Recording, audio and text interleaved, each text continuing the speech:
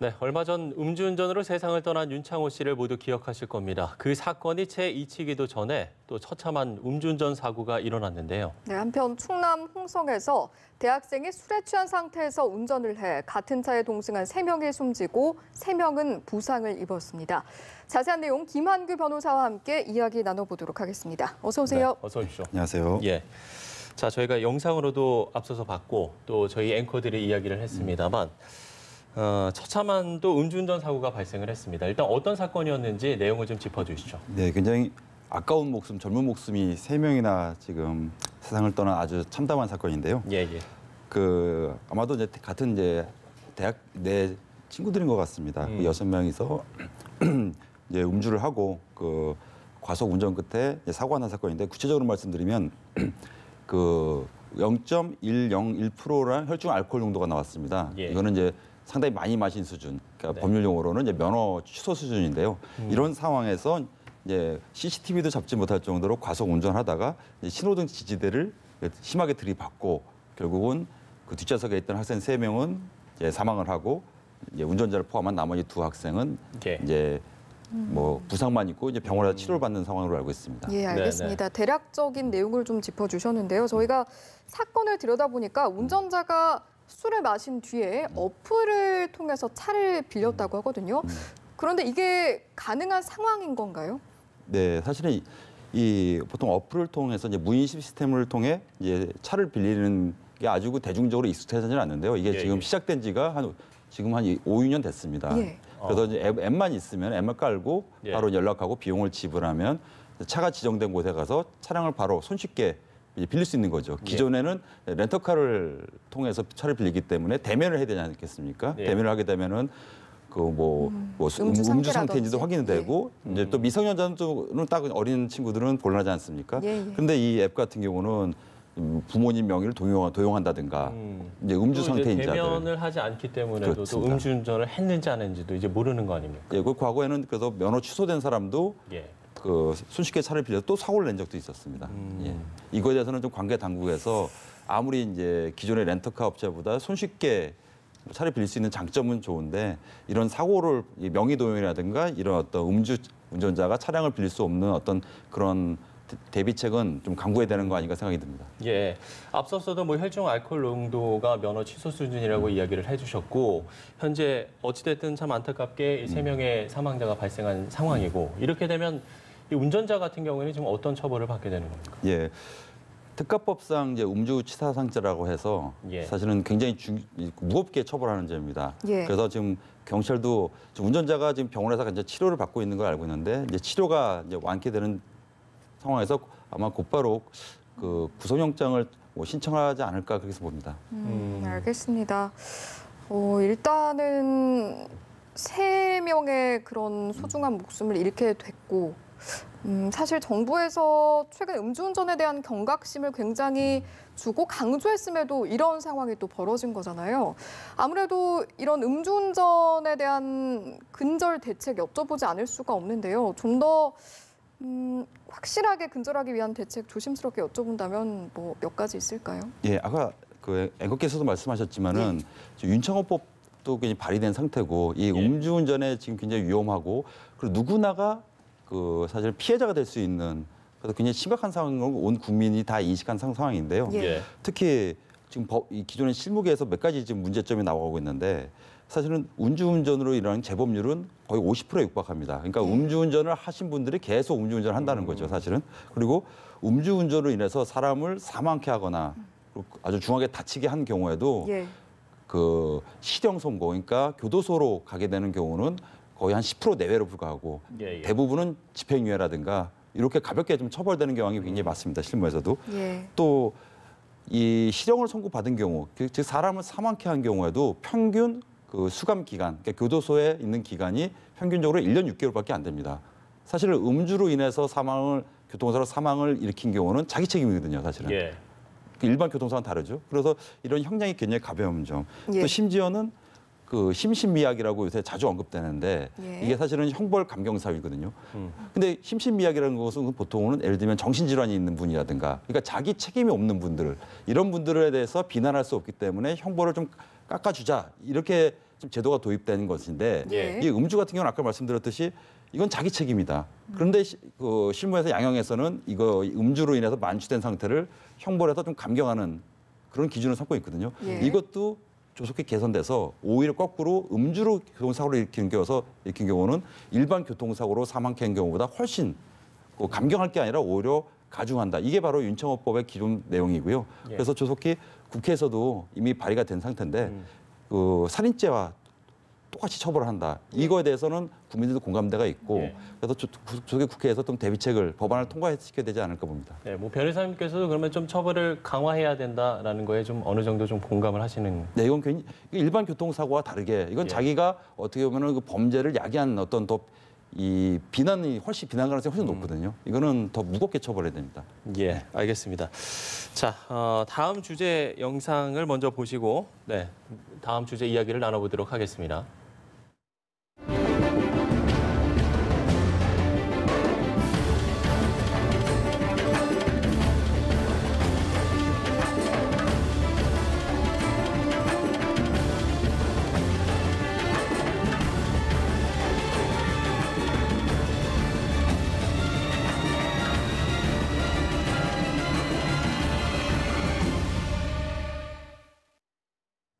네, 제가 영상까지 함께 봤는데 얼마 전 거제에서 폐지를 줍던 50대 여성이 무참히 살해된 사건이 있었는데 영상에서 좀 봤습니다만 울산에서 비슷한 사건이 있었네요. 네, 좀 믿기가 어려운 사건입니다. 예. 이런 사건들, 그러니까 예를 들면은 뭐 보통 이제 경찰 단계라든가 이럴 경우에 이제 음주 후에 이제 종종 시비가 붙거나 이런 예. 경우는 사실은 뭐 자주 접할 수 있는 사건인데 네네. 이렇게 지금 굉장히 약하신 분들, 그 나이가 많은 또 특히 여성분들을 상대로 젊은 건장한 남자들이 이렇게 좀 믿기 어려울 정도로 일방적인 구타와 또 원인도 없이 그 상대방한테 또 사망케 하거나 큰 부상을 입히는 경우는 사실은 과거에는 흔히 찾아볼 수 없는 사건들이거든요. 예. 예. 그래서 이런 사건들이 계속 그 짧은 기간에 반복되는 것에 대해서 좀 저희 법조계에서뿐만 아니라 학계에서도 이런 원인이 어떻게 벌어지는 건가. 그리고 네. 이에 대해서는 경각심을 일으킬 정도로 좀 사법당국에서 좀 법적인 어떤 심판을 해야 되지 않은가 봅니다. 네, 예. 내용을 좀 다시 한 번만 좀 짚어 주신다면 네, 정확하게 어떤 사건이었던 겁니까? 예, 그 취업 준비생으로 알고 있는데 네. 이 20대 청년이 그 길가를 지나가다가 그 폐지를 줍는 그 나이 많은 여성분, 50대 여성분을 알고 있는데 예. 그 혼잣말로 중얼중얼 거리는 것을 본인한테 물론 이거는 그 가해자의 일방적인 증언입니다. 자기한테 시비 거는 것으로 알고 이제 폭행을 한 겁니다. 예. 사실은 그 말한 거 같고 그걸 착각을 일으켜서 폭행했다는 건데 예. 설령 시비를 걸었다고 해도 그 나이 많은 여성을 일방적으로 뭐 구타하거나 이것도 납득이 안 가는데 예. 그거를 본인이 착각해서 뭐 때렸다는 건데 이게 뭐 합당한 변명 사유가 되는지 그거는 동의할 수 없습니다. 알겠습니다. 말씀해 주신 것처럼 일단 20대 청년이 70대 할머니를 이제 고등학생들이 말리러 오기 전까지 무려 5분 동안 무차별 폭행을 했다고 하거든요. 네. 그 상황 자체가 좀 이해가 안 되는데 혼잣말하는 것을 시비를 건 것으로 착각했다고 말씀을 해주셨잖아요. 예, 예. 어떤 이야기를 실제로 할머님이 했고 거기에 대해서 뭐 어떻게 반응을 하게 된 건지 좀 더 구체적으로 말씀해 주실 수 사실 있을까요? 이 부분도 지금 이제 피해 할머니가 지금 아마도 병원에 치료 중이니까 예. 예. 아마 이 할머니에 대해서도 경찰에서 피해자 조사도 이루어져야겠는데 예. 그 아마 할머니에 도사가 이루어지면은 진짜로 할머니가 시비를 걸은 건 부분이도 밝혀질 겁니다. 현재 상황에서는 뭐 가해자 일방적인 진술이니까 예를 들면은 왜 때렸냐 그냥 이유 없이 때릴 수도 있는 거거든요, 사실은. 예. 근데 이거에 대해서는 변명 도구로 한 것인지 실제로 이 가해자의 말대로 뭐 할머니가 시비를 걸었는지 이거는 경찰 조사에서 명백히 드러날 부분이고 예. 어느 부분에 따라서는 이 처벌 수위도 달라질 겁니다. 왜냐하면 뭐 일정한 좀 합당한 뭐 이유는 안 되겠지만은 예, 예. 최소한의 그래도 시비거리가 있었는지 아니면 진짜 아무 이유도 없이 지나가는 사람을 때렸냐에 따라서는 좀 사법당국에서 달리 볼 거거든요. 그럼. 예, 그러면 현재 좀 할머니의 상태는 좀 어떻습니까? 네. 일단 뭐 정신적으로도 상당히 피해를 많이 받았을 것 같다는 생각이 들거든요. 네, 일반 젊은 사람들도 그 5분 정도에 거쳐서 일방적인 구타를 당하면은 굉장히 큰 부상을 입은데 이렇게 나이 많으신 여성분들께서 피해를 또 이렇게 구타를 당하시면 아마 또 날씨도 굉장히 쌀쌀하지 않습니까? 예. 아마도 병원에서 아마 심하게 좀 뭐 다치셨을 것 같고 아마 치료 나올 것 같은데 사실 이런 사건이 나올 때마다 사실은 좀 개인적으로 생각드는 거는 이제 폭행이라는 용어보다는 네. 그 좀 뭐 법률 용어 쓰자면은 뭐 상해를 입혔다 이런 쪽으로 좀 이렇게 가야 되는 거 아닌가. 폭행이라고 하면 되게 좀 일반 국민들 입장에서는 되게 가볍게 좀 느껴지는 부분이 있거든요. 예. 그래서 다치신 분 입장에서 굉장히 크게 피해를 입었으면은 뭐 왜 상해랑 폭행랑은 굉장히 또 처벌 수위도 다르고 그 상해 같은 경우는 뭐 그 폭행 정도는 예. 사실은 뭐 법원에서나 경찰 단계에서 인신 구속이 잘 되지는 않습니다. 근데 상해 같은 경우는 예. 그 뭐 구속이 되거나 이럴 가능성도 있거든요. 그 상태는 아마 할머니 어떤 그 병원에서의 뭐 진단서라든가 이런 부분을 좀 더 지켜봐야 될 것 같습니다. 그러면 이 알겠습니다. 폭행과 상해를 구별하는 기준이 있습니까? 예. 그 보통은 실무에서는 이럴 경우에 그 병원 진단서가 그냥 객관적인 증거 자료니까 병원 진단서를 봐서 단순히 뭐 통증 정도가 아닌 보통 법률 용어로는 뭐 생리적 기능 훼손이라고 그러는데 예를 들면은 뭐 치아가 힘들다든가 아니면 뭐 코뼈가 좀 약간 다쳤다든가 아니면 외관상 볼 수 있는 어떤 뭐 상처가 심하게 났다든가 이런 부분에 대해서 봐가지고 보통 이 두 가지 죄가 또 형량도 다릅니다. 폭행죄 같은 경우는 예. 법에서 이제 2년 이하 좀 가볍게 좀 규정이 돼 있고요. 상해죄 같은 경우는 7년 이하로 훨씬 이제 무겁게 법에서 규정하고 있습니다. 네네. 알겠습니다. 이야기가 나온 김에 이 부분도 좀 짚어봐야 될 것 같아요. 경찰에서도 이번 폭행 사건을 상해 혐의로 변경할지 검토를 좀 하겠다 이렇게 밝히고 현재 검토 중인 상황인데 이렇게 폭행을 상해로 검토하고 이렇게 변경하게 되는 경우가 종종 발생하는 일인가요? 예, 그 처음에 그 누군가로부터 이제 좀 맞았다, 폭행을 당했다 했을 때 네. 그 딱 눈에 띄는 상처는 없을 수 있거든요. 사실은. 예. 근데 그렇죠. 뭐 병원에 가서 치료를 받은 건가 이 외관상 보이지는 않지만 이 몸 내부에서 뭐 어떤 어디가 좀 파열됐다든가 이럴 수도 있고요. 예. 아니면 그런 부분이 없더라도 굉장히 뭐 식욕부진이 있다든가 아니면은 상당히 오랜 기간 아예 잠을 못 잘 정도로 계속 정신적인 스트레스 받는다든가 예. 이런 부분도 사실은 법적으로는 다 상해로 지금 법원에서 보고 있습니다. 그러면 어떤 경우에 상해죄로 적용되는가라고 봤을 때 그 피해를 당한 경우가 심할수록 가능성이 좀 높아진다는 말씀이시죠? 이 할머니 같은 경우도 아마 전혀 예견치 못한 상황에서 젊은 사람한테 심하게 구탈당했을 거니까 정신적 예. 충격이 굉장히 클 거라고 생각하거든요. 이런 부분에서 아마 경찰 단계에서도 충분히 이제 상해로 그 검토해서 볼만한 여지가 검찰로 있었다. 송치하지 않을까 봅니다. 예. 앞서서 변호사님도 말씀을 해주셨지만 사실 상식적으로 좀 이해가 가지 않는 사건이거든요. 근데 이렇게 정말 약자를 상대로 한 이런 폭력 범죄가 빈발하는 이유가 뭘까? 저희들이 정말 이 부분이 좀 궁금하긴 하거든요. 어떻게 좀 이런 부분을 분석하고 계세요? 예.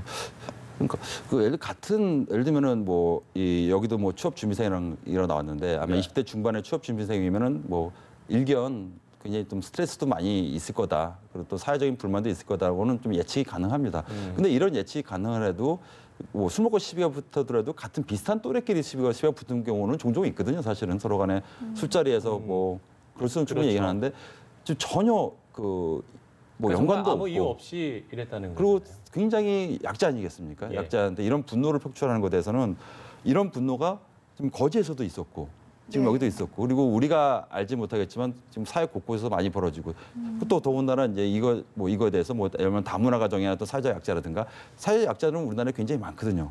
이런 곳에 자꾸 분노가 표출되는 것은 사회적으로 굉장히 심각한 문제입니다. 사실은 그 일반적인 범죄와는 좀 다르죠. 예. 이런 부분들에 대해서는 뭐 법조계뿐만 아니라 뭐 사회학계라든가 각종 학계에서도 한번 하나의 주제로 삼고 왜 이런 일이 벌어지는 건가 이런 부분에 대해서 좀 심각하게 검토해야 되지 않을까. 예, 법적인 부분 그리고 사회적 고찰의 중요성까지 짚어주셨습니다. 네, 그럼 오늘 말씀 여기까지 듣도록 하겠습니다. 지금까지 김한규 변호사와 함께했습니다. 고맙습니다. 고맙습니다. 감사합니다.